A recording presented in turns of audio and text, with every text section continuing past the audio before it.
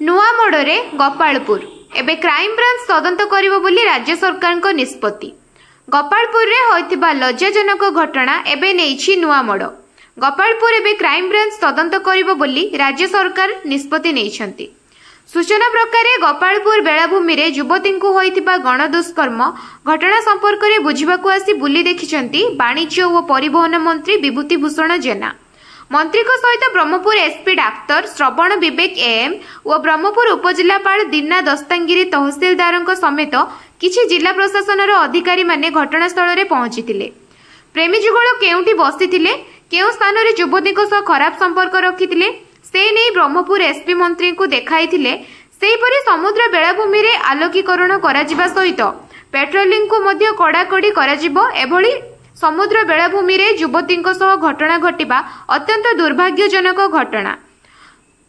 এই ঘটনাକୁ ଗୁରୁତ୍ୱର ସହ ନେଇଛନ୍ତି ରାଜ୍ୟ ସରକାର। ତେଣୁ ଘଟଣାକୁ ବିବେଚିତ କରିବା ସହ ତଦନ୍ତ ଭାର କ୍ରାଇମ ବ୍ରାଞ୍ଚକୁ ଦେଇଛନ୍ତି। କ୍ରାଇମ ବ୍ରାଞ୍ଚର ଆଇଜି ଘଟଣାର ଦାୟିତ୍ୱ ନେଇ ତଦନ୍ତ କରୁଥିବା ବେଳେ ପୋଲିସ ମଧ୍ୟ 24 ଘଣ୍ଟା ମଧ୍ୟରେ ସମସ୍ତ ଅଭିଯୁକ୍ତଙ୍କୁ ଗିରଫ କରିବାରେ ସଫଳ ହୋଇଛି। तेणु एभली घटना समुद्र बेलाभूमि रे पुनर्बार न हुए ताहाकु गुरुत्व देई राज्य सरकार, जिला प्रशासन और पुलिस समस्त प्रकार पदक्षेप नेबे बोली कहिसंती परिवहन मंत्री विभूति भूषण जेना। कड़ा भाषा माननीय मुख्यमंत्री समालोचना करछंती, निंदा करछंती एवं निर्देश भी देछंती तार तदंत पई, कार्यानुष्ठान पई, जा फल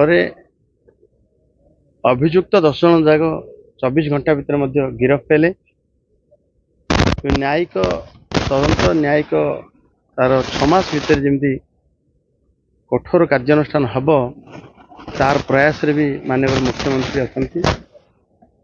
जो माने एभलिया घटना रे राजनीति रुटी शिखुचंती से माने जानी रखा उचित अच्छी। जेबे जेबे घटना किसी घटी जाउतला चिन्हट माने गिरफ हवा दूरे था, कार्यानुष्ठान दूरे था, तदंत होता, चिन्हट पारना। एवं प्रथम घटना ओडिशा रे ए घटनार तदंत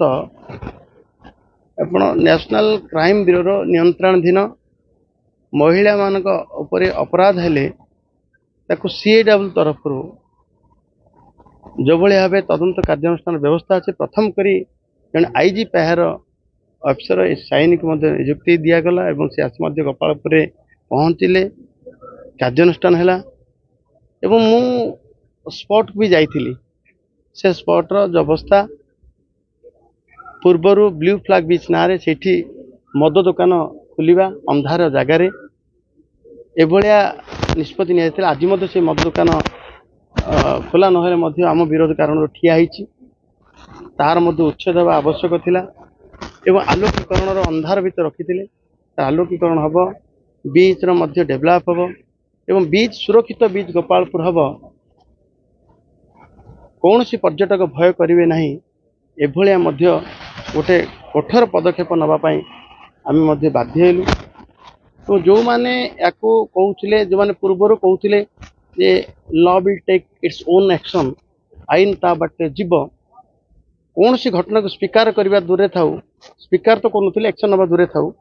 आम माननीय मुख्यमंत्री लोकों को मुख्यमंत्री तुरंत पदक्षेप नहीं 24 घंटा भीतर कार्यानुष्ठान एवं तार सीएडब्ल्यू तदंत परिसरभुक्त क्राइम ब्रांच तदंत परिसरभुक्त आपको ओडिशा रे प्रथम घटना मुख्यमंत्री दायित्व ने।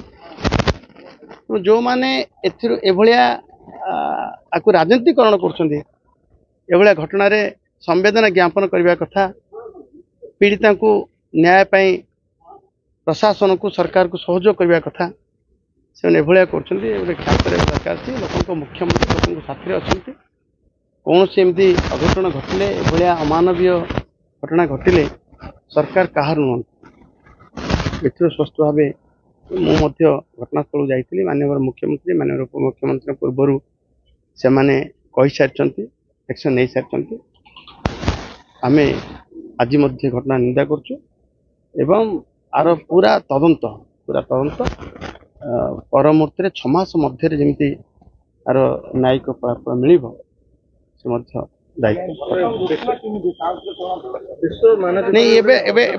एबे आपण देखंतु जेतेले घटना घटुथिया समय रे अल्ट्राइन गोटे गाड़ी जो गाड़ी बाली रे चलियो गोपालपुर पुलिस पाखरे अच्छी से गाड़ी मध्य आपण मु देखिली बीच रे से गाड़ी रे मध्य टायर चिन्ह पड़ी ताकू अधिका रु अधिका उपकूल को आम सुरक्षित करने तार अन्य अधिका गाड़ी व्यवस्था करने कथा एवं बीच को अंधारुआ न रखा कथा एवं बीच रे पूरा डेवलप हवा कथा पूरा हरिपुर टू पक्षीबुली पर्यंत पूरा विस्तीर्ण बीच ए बीच रे मध्य डेवलप हवा दरकार एवं पर्यटक माने श्रृंखलित भाव जमी आसवे सुरक्षित भाव जमी तार मध्य व्यवस्था हवा आवश्यक अछि। पर्यटन मानचित्र जहाँ माने विश्वर पर्यटन मानचित्र गोपालपुर बीच समस्त गोपालपुर बीच समस्त आकर्षण कला भलिया ये भलिया बीच अछि।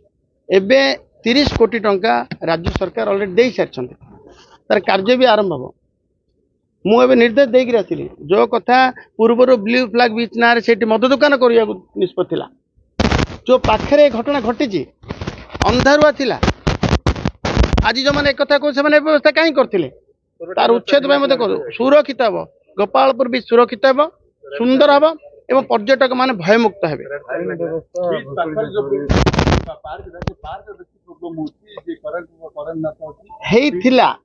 आस्ते आस्ते सजग। ब्रह्मपुर सुनील कुमार साहू को रिपोर्ट नाउ ओडिशा न्यूज।